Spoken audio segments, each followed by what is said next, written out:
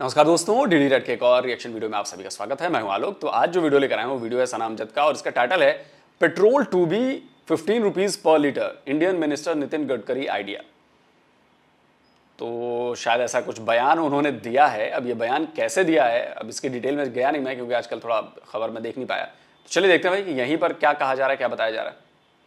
Shariq, India के transport और highway minister ने एक बहुत बड़ी स्टेटमेंट दी है। उन्होंने कहा है कि हम पेट्रोल को 15 रुपये फी लीटर तक ले जा सकते हैं अगर हम इलेक्ट्रिसिटी और एथेनॉल का इस्तेमाल करें। तो क्या लगता है ऐसा करना इंडिया के लिए पॉसिबल हो पाएगा?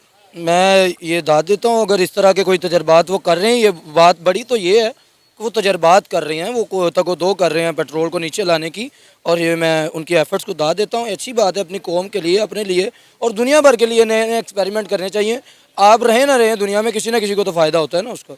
लेकिन आप ये भी देखें कि ऑलरेडी इंडिया रशिया से बड़े सस्ते दामों तेल खरीद रहा है, डिस्काउंट पर खरीद रहा है और बहुत बड़ी तादाद में खरीद रहा है कि उन्होंने रिकॉर्ड तोड़ दिए हैं। उसके बावजूद भी वो इस एफर्ट में लगे हुए हैं कि हमने किस तरह अपनी आवाम को मजीद सस्ता पेट्रोल फ्राहम करना है। वो बड़ी अच्छी बात है। देखें जी, जहाँ पर आवाम मजबूत होती है, आवाम खुशहाल होती है, वही मुल्क जिंदाबाद होते हैं, वही मुल्क खुशहाल होते हैं, वही मुल्क तरक्की याफ्ता और तरक्की करने वाले होते हैं। तो मेरा ख्याल है कि जमहूरियत कहती है कि आवाम for the people, by the people, to the people, लोगों के लिए, लोगों में से, लोगों की खातिर होना चाहिए सारा कुछ। तो अगर हम आवाम के लिए खैर ख्वाह नहीं है तो हम जमहूरियत के दावेदार बन सकते हैं, लेकिन इंडिया हमसे बेहतर जा रहा है इस हवाले से कि अपनी आवाम को रिलीफ दे रहा है। हम तो यहाँ पर जलीलो ख्वारी हो रहे हैं, आप सबको पता है। शारिक, अब देखें पाकिस्तान में दिन ब दिन पेट्रोल की कीमतें आसमान से बातें करती जा रही हैं। जब इमरान खान साहब का दौरे हुकूमत था तब भी आवाम चीख रही थी कि पेट्रोल महंगा है, 150 लीटर इनको महंगा लगता था ना, 160 रुपये लीटर पेट्रोल, और अब आप देखें 260 से भी ऊपर जा चुका है।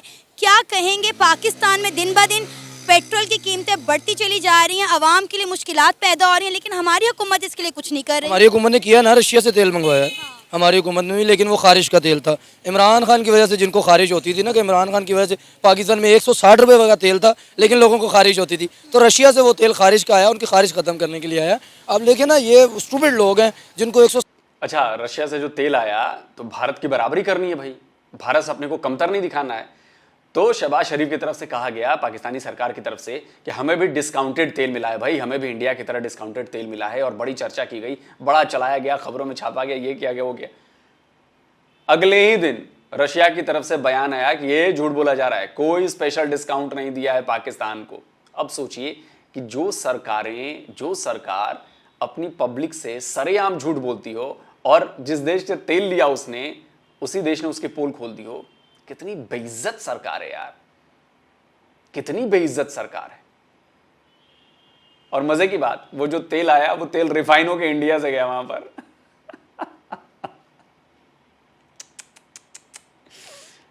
60 रुपये, 150 रुपये का तेल तो महंगा नजर आता था।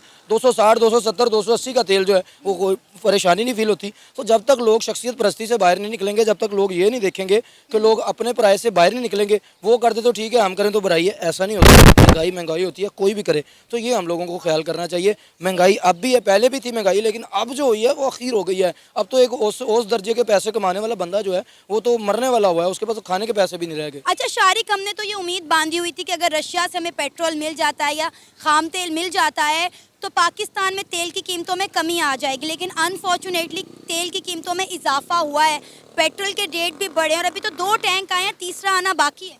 बिल्कुल, देखें, पहले तो ये पेट्रोल जो तेल है वो पाकिस्तान नहीं आया, ये पहले इंडिया है और इंडिया में ही रिफाइन हुआ है। हमारे तक डायरेक्ट नहीं आया। बातें सुनने में आ रही हैं आ गया तो है कहाँ पर? अगर है तो फिर हमें रिलीफ क्यों नहीं मिल रहा? अगर हमें रिलीफ नहीं मिल रहा तो मेरा ख्याल है कि फिर फ़ायदा कोई नहीं है इतनी बड़ी बड़ी बातें करने का, इतने पब उठा के खड़े होने का। हमें जब रिलीफ मिलेगा हम तभी मानेंगे कि तेल आ गया, पेट्रोल आ गया, पानी आ गया। अभी तो बारिश आ रही है और बारिश से भी आप देखें हालात यहाँ पर क्या हुए हुए हैं। और दूसरी तरफ हमें जो है रेड अलर्ट जारी किया है वो पाकिस्तान जो है डिज़ास्टर मैनेजमेंट अथॉरिटी ने, कि 8 से 10 जुलाई के दरम्यान जो है इंडिया भी पानी छोड़ सकता है। तो मैं ये भी उन्हें कहता हूँ कि आप भी देखें, पाकिस्तान में है या इंडिया में है, इंसान है। आप ये ना समझे कि आपका ये कोई दुश्मन मुल्क है तो यहाँ पर इंसान नहीं बसते। आप पानी छोड़ेंगे, वहाँ पर नशे बस्तियाँ जो होंगी वो ज़ेरे आब आएंगी, उनमें लोग जो मरेंगे वो मुसलमान हो या कुछ भी हो, इंसान ज़रूर होंगे। तो मेरा ख्याल है कि मैं उनको भी एक पैगाम देना चाहता हूँ कि अगर आप ऐसा कुछ सोच रहे हैं तो काइंडली उसको ज़रा ना अपने ज़हन को चेंज करें, ऐसा ना करें, यहाँ पर भी इंसान है। अभी आपने शायद आपको समझ नहीं है शायद आपके पास जानकारी नहीं है, शायद आपने पढ़ाई इतनी नहीं करी है, शायद आप उस प्रॉब्लम के बारे में नहीं समझ रहे हैं, नहीं तो ऐसी बात नहीं करते। आप भी ठीक वैसी ही बातें कर रहे हैं जो बिना पढ़ा लिखा इंसान व्हाट्सएप फॉरवर्ड देखकर करता है। मेरी बात ध्यान से सुनिए, पानी ऐसे ही नहीं छोड़ा जाता। पानी छोड़ने के लिए बाकायदा पहले ऐलान किया जाता है, सब सारे लोगों को सूचित किया जाता है, चाहे वो पाकिस्तान ही क्यों ना हो, और वो हमारे डैम से पानी छोड़ा जाएगा। हर जगह ऐसा ही किया जाता है। अगर हमने पानी नहीं छोड़ा तो डैम टूट जाएगा, और डैम टूटा तो पाकिस्तान वैसे ही तबाह बर्बाद हो जाएगा। हम तो होंगे ही, आप भी तबाह हो जाएंगे, हमारा एक हिस्सा होगा, आप पूरी तरह से तबाह हो जाएंगे। प्रॉब्लम आपकी सरकारों में है, क्योंकि आप लोगों ने पानी का डैम नहीं बनाए हैं। हम पानी रोक कर नहीं रख सकते बरसात में, उसका एक लेवल है, उस लेवल तक भर जाएगा, उसके बाद हमें पानी रिलीज करना ही पड़ेगा। आप जाकर जरा स्टडी कीजिए, दुनिया भर में ऐसे ही होता है। नेपाल में डैम बना है, वहां पर जब डैम भर जाता है तो वो हमें सूचित करता है कि भाई हम पानी छोड़ने वाले हैं। हमारे यहां बाढ़ आ जाती है बिहार में, नेपाल में पानी छोड़ने से सैकड़ों गांव तबाह हो जाते हैं, लेकिन उसको हम ये नहीं कह सकते कि नेपाल आप छोड़िए मत पानी, वरना अगर डैम टूट गया ना तो फिर नेपाल का तो जो होगा होगा, हमारा उससे भी बुरा हाल हो जाएगा। तो ये जो अपील आप कर रहे हैं ना, पहले जाके खुद स्टडी कर लीजिए पहले कि सिस्टम काम कैसे करता है, और अपनी नाकामी के लिए आप हमारे ऊपर मत थोपिए कि आप पानी मत छोड़िए, आप ये मत करिए, आप वो मत करिए। आपकी नाकामी है कि आपने डैम्स नहीं बनाए हैं अपने यहां। अगर आपने डैम्स बनाए होते तो ना आपके यहां बाढ़ आती, ना आपके यहां किसानों को पानी के लिए तरसना पड़ता। फिर हम इंडिया की तरह, जिस तरह इंडिया के ट्रांसपोर्ट मिनिस्टर ने बोला कि हम अपने आवाम को मज़ीद सस्ता पेट्रोल दे सकते हैं अगर हम एथेनॉल और इलेक्ट्रिसिटी का इस्तेमाल करें, तो इस तरह का कोई एक्सपेरिमेंट पाकिस्तान में क्यों नहीं किया जाता? क्योंकि पहले उन्होंने बोला था कि हम इलेक्ट्रिक कार लॉन्च करेंगे, लेकिन बिजली की सूरत हाल आप पाकिस्तान में देखें, बिजली तो आती नहीं है। ठीक है, अगर कोई बिजली इलेक्ट्रिक कार ख़रीदता है तो आप सोच सकते हैं कि वो कितनी देर चार्ज होगी और कितना चलेगी। तो क्या लगता है हमारी गवर्नमेंट इस तरह का कोई एक्सपेरिमेंट क्यों नहीं करती? एक्चुअली हमारी गवर्नमेंट जो पॉलिसीज़ हैं ना, उनमें कोई इन्वेंशंस या इनोवेशंस की तरफ तो हम जा भी नहीं रहे। हमारा जो आईटी डिपार्टमेंट है उस चीज़ पर कोई हम काम ही नहीं कर रहे। हमारी तरफ से जो यानी कि आपके इन्वेंशंस जो हैं हम कुछ कर ही नहीं रहे। हम बस वो घिसी पिटी पुरानी रिवायात पर ही काम कर रहे हैं। हमारे पास कोई इन्वेंशन नहीं है, इनोवेशन नहीं है। तो हम इंडिया को कम्पीट इंजीनियरिंग डिपार्टमेंट्स को, इंजीनियरिंग डिपार्टमेंट को हम देखें तो हमारा उस पर कोई काम नहीं है बेसिकली। अगर हम कोई चीज़ जो बनाते भी हैं, जैसे अभी इलेक्ट्रिक कार्स का आपने कहा कि पाकिस्तान में ये प्रोजेक्ट आएगा, शुरू होंगी, तो हमारे पास इलेक्ट्रिसिटी है ही नहीं, तो हम इलेक्ट्रिक कार का क्या करेंगे? हमारे यूज़ में तभी होगी ना जब हमारे पास इलेक्ट्रिसिटी जो है, हमारे पास तो अपनी इलेक्ट्रिसिटी यूज़ करने के लिए नहीं है, तो इलेक्ट्रिक कार्स को हम कहाँ से चार्ज करेंगे, फिर उनको कहाँ से चलाएंगे, वो कितना चलेगी? ये हमें बस एक ख्वाब ही लग रहा है, उसके अलावा तो कुछ नहीं है इसमें। कोई क्या लगता है कभी पाकिस्तान के अवाम को सस्ता पेट्रोल नसीब होगा? जी देखें, जिस तरह से हमारी गवर्नमेंट्स तब्दील हो रही हैं और जिस तरह से हमारी गवर्नमेंट्स का यही जो आने वाले गवर्नमेंट कहती है, पिछली गवर्नमेंट ने जो है ना हमें जो हमारा इकनॉमिक्स है उसको बिठा दिया, ख़राब कर गई हमारी इकनॉमिक्स। तो भाई अगर उसने ख़राब की थी आप ठीक करें, ठीक करने की बजाय वो उसको ज़्यादा ख़राब किए जा रहे हैं। तो हमें नहीं लगता कि कोई इस तरह की गवर्नमेंट की हमारी की पॉलिसीज़ आएंगी। हम आवाम के लिए भी आवाम दोस्त पॉलिसीज़ कभी हमारी गवर्नमेंट कर पाएगी, ऐसा सचेज़ लग नहीं रहा कोई जो है करीब मुस्तकबिल में। हमें तो कुछ ऐसा नज़र नहीं आ रहा। क्या वजह है इंडिया की गवर्नमेंट अपनी आवाम के बारे में बड़ा सोचती है, उनकी कामयाबी के लिए अगर वो कहीं बाहर जा रहे हैं तो पीछे से उन्हें पुश करती है, उन्हें अपॉर्चुनिटीज़ देती है, अपने इंडियंस को, अपने मुल्क में रहने वाले लोगों को फैसिलिटेट करते हैं। लेकिन हमारी गवर्नमेंट अपनी आवाम के बारे में क्यों नहीं सोचती? उन्हें इस तरह की आसानियाँ देने के बारे में क्यों नहीं सोचती? नहीं, बेसिकली एक्चुअली हमारी जो गवर्नमेंट है उसमें सिर्फ पॉलिटिकल एलीट जो है वो अपने मफादात सोचती है। हमारी पॉलिटिकल एलीट, उसका कोई नेशन के साथ, कौम के साथ कोई इंटरेस्ट है ही नहीं।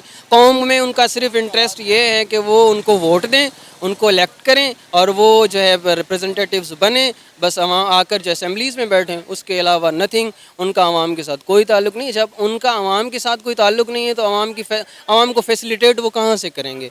अभी भी रिसेंटली आप देखें, हमारे जो यंगस्टर्स हैं, जो नौजवान हैं, वो बाहर जा रहे हैं। भाई ज़ाहिर है यहाँ पॉवर्टी रेट इतना ज़्यादा बढ़ रहा है, तो हमें नहीं लगता कि हमारी कोई गवर्नमेंट पॉलिसीज़ जो हैं वो हमें कोई फ़ायदा पहुँचाएँ। आपका नाम? आकिब ज़िया। आकिब क्या करते हैं? मैं फिजियोथेरेपिस्ट हूँ। आकिब, इंडिया के ट्रांसपोर्ट एंड हाईवे मिनिस्टर ने एक बहुत बड़ी स्टेटमेंट दी है। उन्होंने कहा है कि हम अपनी आवाम को 15 रुपये फ़ी लीटर पेट्रोल दे सकते हैं अगर हम एथेनॉल और इलेक्ट्रिसिटी का इस्तेमाल करें तो क्या कहते हैं आप, इंडिया के लिए ये कर पाना पॉसिबल होगा? 15 रुपये फी लीटर पेट्रोल वो अपनी आवाम को देना चाहते हैं। जी देखिए, एक तो बिल्कुल पॉसिबल है। हर एक कंट्री की जिम्मेदारी होती है कि वो अपनी आवाम के लिए, अपनी रियायत के लिए कुछ सब्सिडी अनाउंस करे। इंडिया में पहले भी बेशतर जितने एक्सपेरिमेंट्स हुए, हम पाकिस्तानियों ने उनका मजाक उड़ाया गया। उनको कहा गया कि जिस तरह ये मिसाइल का कोई प्रोजेक्ट था तो यहाँ से मजाक उड़ाया गया, Chandrayaan 2, but at the end वो कहीं ना कहीं जाके सक्सेसफुल हो गया। तो इसी तरह कोई इनिशिएटिव लिए जाते हैं साइंस एंड टेक्नोलॉजी की मदद से। जो भी इनिशिएटिव लिए जाते हैं वो कहीं ना कहीं, मुझे याद है वो आपके फवाद चौधरी थे, साइंस एंड इंफॉर्मेशन मिनिस्टर, वो तो कह रहे थे कि वो 2022 या 23 तक इंसान को भेज देंगे भाई, पाकिस्तानी को भेज देंगे ऊपर। पता नहीं क्या हुआ उनका। दूसरा कि वो मिसाइल प्रोजेक्ट नहीं था चंद्रयान, भैया वो अलग प्रोजेक्ट है, मिसाइल अलग चीज़ है। तीसरी चीज़ कि चंद्रयान 3 की लॉन्चिंग डेट आ गई है बॉस। 14 जुलाई को हम चंद्रयान 3 लॉन्च करने जा रहे हैं और ये हिस्टोरिक होगा। उम्मीद पूरी है, पूरी कोशिश है। चंद्रयान 2 हमारा फेल हो गया था, मैं गलत कर रहा हूँ, फेल नहीं हुआ था, 90% 95% सक्सेस हुआ था, 5% फेल हो गया था। चंद्रयान 1 100% सक्सेस था और मुझे लग रहा है कि चंद्रयान 3 भी पूरी तरह से सक्सेस होगा। हमारे इसरो के वैज्ञानिकों ने, इंजीनियर्स ने बड़ी मेहनत की है भाई, तो हो सकता है। देखिए, और ये ऐसी चीज़ है जहाँ पे एक छोटी सी गड़बड़ी भी बड़ा कांड कर देती है, तो इसका कुछ कह नहीं सकते। तो चंद्रयान 3 के लिए हम सब बड़े एक्साइटेड हैं भाई। और 14 जुलाई आप लोग अपना डेट भैया फिक्स कर लीजिए। 14 जुलाई को इतिहास बनने वाला है, मुझे ऐसा लग रहा है, फील हो रहा है। मंजिल मकसूद पहुंच जाते हैं। आज नहीं तो कल, साल बाद, 2 साल बाद वो ज़रूर इस चीज़ में अचीव सक्सेसफुल हो पाएंगे और डेफिनेटली हम देखते होते हैं। तो बीइंग अ पाकिस्तानी सिटीज़न हमारे हुक्मरानों पर भी ये जिम्मेदारी आयद होती है, ये लागू होती है कि वो भी कुछ ऐसा इनिशिएटिव लें कि चलें पेट्रोल सस्ता नहीं ना सही, आप गाड़ियों का या दूसरा कंजम्पशन जो है वो इलेक्ट्रिसिटी पे ले आएँ। इलेक्ट्रिक गाड़ियों की सब्सिडी और उनमें जितने ये आजकल टैक्सेस लग चुके हुए हैं उसको मिनिमाइज़ किया जाए ताकि एक प्रोजेक्ट, एक ये इसी तरह का इनिशिएटिव स्टार्ट हो। बट बदकिस्मती से हमारे यहाँ जो गवर्नमेंट है वो ऐसा अपना टाइम पूरा नहीं कर पाती, तो जी वो ब्लेम गेम की खेली जाती है कि जी फ़लानों ने ये किया, फ़लानों ने ये किया। तो बस इस केसेस में जो है ना हम काफ़ी हद तक पीछे रह चुके हैं। और आप देखें ऑलरेडी वहाँ पे बड़ा सस्ता पेट्रोल मिल रहा है, मेरा ख्याल है कोई 100 से नीचे ही है पेट्रोल, और हम तकरीबन 260 265 जो है वो पेट्रोल ले रहे हैं। लेकिन उसके बावजूद भी उनकी आवाम को रिलीफ देने का उनकी गवर्नमेंट सोच रही है। लेकिन यहाँ पर आप देखें कि हमने रशिया से 2 टैंक मंगवा भी लिए हैं, लेकिन उसके बावजूद भी पेट्रोल की कीमतें नीचे आने का नाम नहीं ले रही। बिल्कुल ऐसे ही पेट्रोल जो है वो दिन ब दिन जो है वो बढ़ता जा रहा है। वही जैसे पहले मैंने बात की कि जी ब्लेम गेम खेली जा रही है कि पहले वालों ने जी सब्सिडी को रोक के रखा, उन्होंने जो पेट्रोल महंगा लेके सस्ता बेचा तो कंट्री को लॉस हुआ। बट ऐसा नहीं है, हम डिपेंडेंट इस पे नहीं कर सकते, हमारे पास और बड़े ज़रिए हैं, हम उनमें चीज़ों को वहाँ से बैलेंस कर सकते हैं। पेट्रोल जो है वो बेसिक नीड है। आप ये रिक्शे वाला देख लें पीछे, ये बाइक वाला देख लें और वो सामने ऑडी वाला भी देख लें, दोनों को पैरेलल इक्वल रेट्स पे पेट्रोल मिल रहा है, जो कि उसके लिए तो अफोर्डिंग करना बड़ा इजीली है। लेकिन ये जो एक रिक्शा ड्राइवर है जिसकी आमदनी ही 25-30 हज़ार है, तो वो उसका पेट्रोल एक्सपेंसेस देख ले तो वो 15-20 हज़ार तो उसका पेट्रोल एक्सपेंसेस है। चलिए सर, अगर हम मान लेते हैं हमारी गवर्नमेंट इसमें नाकाम होगी कि वो रशिया से सस्ता पेट्रोल ख़रीद सके, सस्ता तेल ले सके, तो हम उसके ऑल्टरनेटिव खुद क्यों कोई नया रास्ता तलाश क्यों नहीं करते? देखिए जी, वो फिर पेट्रोल का जो रास्ता था वो ईरान से भी था कि वहाँ पर भी आज भी कहा जाता है कि आपकी कोयटा वाली साइड पे आज भी 50 रुपये लीटर पेट्रोल मिलता है। बेशक वो जिस तरह भी कह लें ब्लैक में मिलता है या जिस तरह भी मिलता है, लेकिन वहाँ पे तो मिल रहा है। तो वो क्यों ना हम वहाँ से मुआहदे अच्छे कर लें, वहाँ से अपने इतने स्ट्रॉन्ग रिलेशंस बना लें, एग्रीमेंट वहाँ से पूरे कर लें कि जब कहा जाता है कि जी IMF का एग्रीमेंट है तो वहाँ से नहीं ले सकते, यहाँ से नहीं ले सकते, लेकिन कुछ ऐसी स्ट्रेटजी प्लान करनी चाहिए कि हम ईरान से ले लें, हम वहाँ से लें, जिससे हमारी आवाम को फ़ायदा हो, हमारे इतने स्ट्रॉन्ग रिलेशंस हों आसपास कंट्रीज़ के साथ कि हम वहाँ से उनके साथ ये एग्रीमेंट साइन कर लें। लेकिन रशिया से लेने के बावजूद भी ऐसा कमी नहीं आई, 5 रुपये 10 रुपये कमी लाना वो कोई बड़ी बात नहीं होती। एकदम जो है वो चेंजेस लानी पड़ेंगी, तभी जो है मुल्क के लिए फ़ायदे और आवाम के लिए फ़ायदे। ये दूसरे मुल्कों का धौंस सिर्फ पाकिस्तान पर ही क्यों चलता है? मतलब IMF का, अमेरिका का, इंडिया पर क्यों नहीं लगता? इंडिया को कितना मना किया गया था कि भाई आपने रशिया से पेट्रोल नहीं खरीदना, लेकिन इंडिया ने वहाँ पे उन्हें शट अप कॉल दी। इंडिया ने कहा जो हमारे मुल्क के लिए, हमारी आवाम के लिए फ़ायदेमंद है हम वो ही करेंगे। हम बेहतर जानते हैं आप कौन होते हैं हमें डिक्टेट करने वाले। और आज देखिए उन्होंने रशिया से इतना तेल ख़रीदा कि सारे रिकॉर्ड तोड़ दिए और इंडिया और रशिया आपस में ट्रेडिंग पार्टनर बन चुके हैं। ऐसी ये देखें, एक तो पॉलिटिकली इंस्टेबिलिटी की भी बात होती है, पाकिस्तान में पॉलिटिकल इतनी स्टेबल है ही नहीं। और दूसरा आप इंडिया की बात करें, India I don't think so कि वो इतना IMF का मकरूज़ होगा जितना पाकिस्तान है। तो पाकिस्तान को उनकी बातें डायरेक्टली माननी पड़ेंगी, फिर ही जो है उनको ये इनके कर्ज़े और इनके फिर ही जो है ना हमें कुछ मिल सकता है। क्योंकि ओवरऑल कंट्री की जो सिचुएशन है वो ऐसे जितनी अब पावरफुल नहीं रही। पाकिस्तान जो है वो आज से 10, 20, 30 साल पीछे जा चुका है।